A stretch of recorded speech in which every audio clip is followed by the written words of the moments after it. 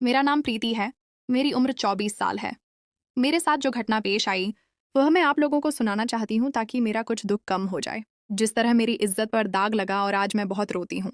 मैं वह दिन याद करती हूँ तो मेरे रोंगटे खड़े हो जाते हैं। ऐसा मेरे साथ ही क्यों हुआ? चलिए वीडियो शुरू करते हैं। लेकिन वीडियो शुरू करने से पहले मेरी आप लोगों से एक छोटी सी रिक्वेस्ट है। हमारे इस चैनल को सब्सक्राइब कर लें ताकि ऐसी ही रोज कहानियां आपके लिए लेकर आती रहूं। कहानी की तरफ बढ़ते हैं। मेरे माता पिता का इंतकाल हो चुका था। मैं और मेरी बाजी ही अकेली घर में रहती थी। हुआ कुछ यूं कि एक दिन मेरी बाजी ने कहा, प्रीति, मैं बाजार से कुछ घर का सामान लेने के लिए जा रही हूँ। तुम दरवाजे की कुंडी लगा लेना। कोई भी आए कुंडी ना खोलना। मैंने दीदी से कहा, दीदी आप बेफिक्र हो जाइए। कोई भी आ जाए मैं कुंडी नहीं खोलूंगी जब तक आप नहीं आएंगी। और अब मैं बड़ी हो गई हूं तो आप मेरे लिए परेशान ना हुआ करें।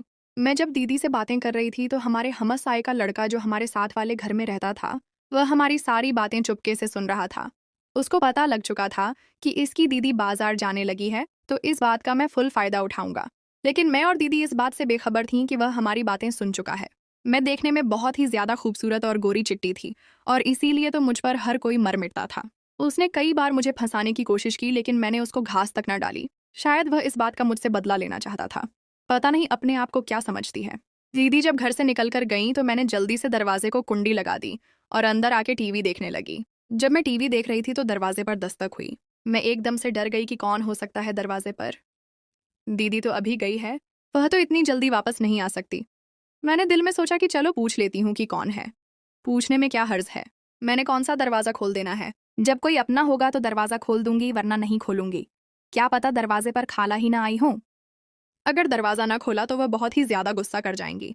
इन ख्यालों के साथ दरवाजे की तरफ गई। मैंने अंदर से ही पूछा कि कौन है।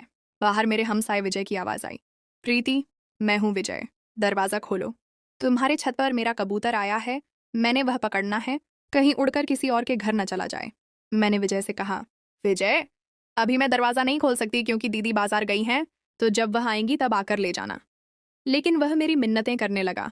मेरा कबूतर बहुत महंगा है, अगर वह किसी और के घर चला गया तो वह पकड़ लेंगे तो फिर मैं क्या करूंगा। देखो, तुम मुझ पर यकीन कर सकती हो।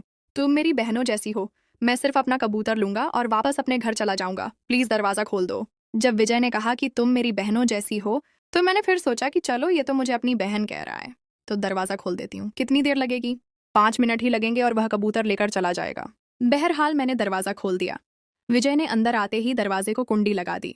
मैंने कहा कि क्या बदतमीजी है, तुम तो मुझे अपनी बहन कह रहे थे तो यह सब क्या है? विजय ने कहा, वह तो मैं ऐसे ही कह रहा था। अगर मैं ऐसा न कहता तो तुम कभी भी दरवाजा न खोलती। मैंने शोर मचाने की कोशिश की तो विजय मुझे कहने लगा, अगर शोर मचाया तो सब मोहल्ले वालों को पता चल जाएगा और तुम्हारी क्या इज्जत रह जाएगी। इसलिए चुपचाप बैठी रहो और मुझे अपना काम करने दो। मैं बहुत रो रही थी लेकिन विजय को मुझ पर जरा तरस न आया और उसने मेरा बलात्कार कर दिया और वह सब कुछ करके अपने घर की तरफ भाग गया।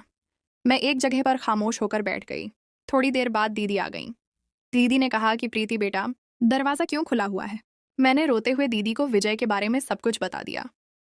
जब मैंने दीदी को बताया तो दीदी भी झारो कतार रोने लगी और कहने लगी, प्रीति, तुम्हारी इज्जत तो खाक में मिल गई है।